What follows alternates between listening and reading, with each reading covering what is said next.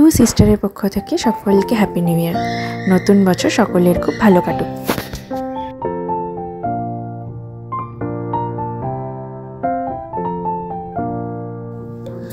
আমরা আমাদের নতুন বছরটা শুরু করলাম ভগবান দর্শনের মাধ্যমে।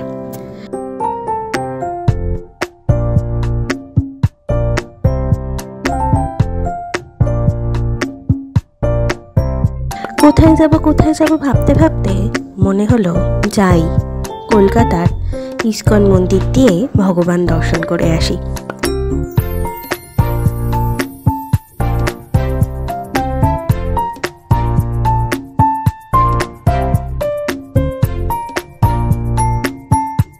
কিভাবে যাবেন, কখন মন্দির খোলা থাকে তার সম্পূর্ণ তথ্য ডেসক্রিপশন বক্সে শেয়ার করলাম।